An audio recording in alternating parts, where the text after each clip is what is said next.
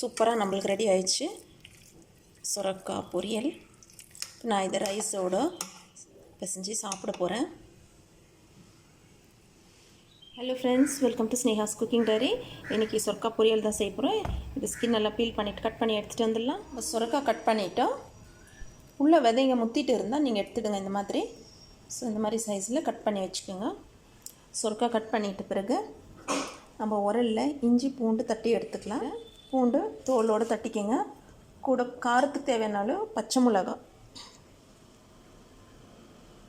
நான் காம்போடு தான் தட்டுறேன். இது ஃப்ரெஷ்ஷு பச்சை மிளகா. ஓகே, நல்லா தட்டிக்கலாம். இந்த அளவுக்கு தட்டி வச்சுக்கோங்க.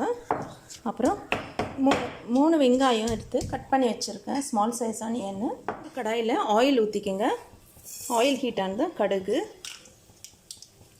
சீரகம் பொரியட்டும். கடுகு சீரகம் பொரிஞ்சதும் கட் பண்ணி வச்சுருக்க அனியன்ஸ் ஆட் பண்ணிக்கலாம்.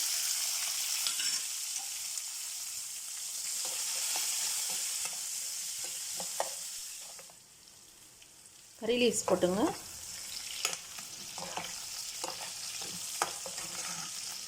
நம்ம உரலில் தட்டி வச்சுருக்க இஞ்சி பூண்டு பச்சை மிளகாய் ஆட் பண்ணிக்கலாம்.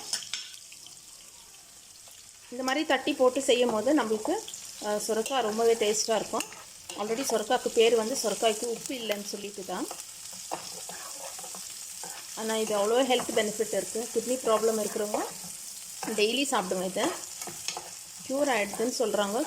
டெய்லி சுரக்காய் சாப்பிட்டா கிட்னி ப்ராப்ளம் கூட க்யூர் ஆகிடுதுன்னு சொல்கிறாங்க. எந்த விதத்துலனா நீங்கள் சுரக்காய் டெய்லி எடுத்துக்க ட்ரை பண்ணுங்கள். பூண்டு இஞ்சி பச்சை மிளகா வதங்கட்டும். ரா ஸ்மெல் போகிற வரைக்கும் வதங்கட்டும். மஞ்சள் தூள் 1/4 ஸ்பூன் அளவு போட்டுக்கோங்க. இஞ்சி பூண்டு பச்சை மிளகா நம்மளுக்கு ரா ஸ்மெல் போயிடுச்சு.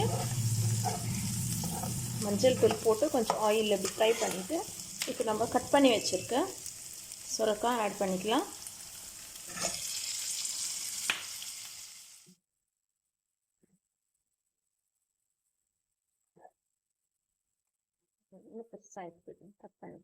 காய்க்கு தேவைக்கிற அளவு உப்பு போட்டுங்க. தண்ணி எல்லாம் ஊற்றாதீங்க. சொரக்காயிலே கொஞ்சம் தண்ணி விட அதுலேயே இது வதங்கட்டும். ஓகே, இது சொரக்காயில் இருக்கிற தண்ணியிலே இது வதங்கட்டும். நம்ம க்ளோஸ் பண்ணி வைக்கலாம். தேங்காய் மிக்சியில் கிரைண்ட் பண்ணி நம்ம போட்டுடலாம்.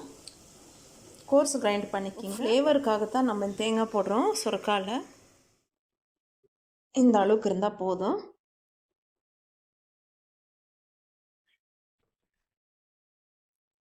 நம்ம சுரக்காய் பாருங்கள், தண்ணியே ஊற்றல. அதில் எவ்வளோ தண்ணி இருந்தால் அது இந்த அளவுக்கு வதங்கியிருக்கு காய்.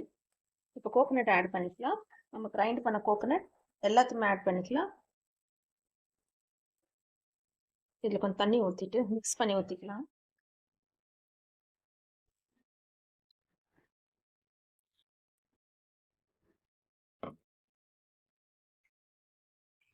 இப்போ தான் நம்ம தண்ணியே ஊற்றணும். நல்லா பாயில் ஆகட்டும். இந்த தேங்காய் காய் இதெல்லாம் நல்லா வேகட்டும். ஒரு 10 நிமிஷம் விடுங்க ஹை ஃப்ளேமில். ஒரு 10 மினிட்ஸ் க்ளோஸ் பண்ணி வைங்க.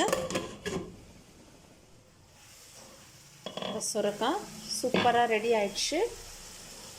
லாஸ்ட்டாக கொஞ்சம் கொத்தமல்லி இலைகள் போட்டு கார்னிஷ் பண்ணிக்கலாம்.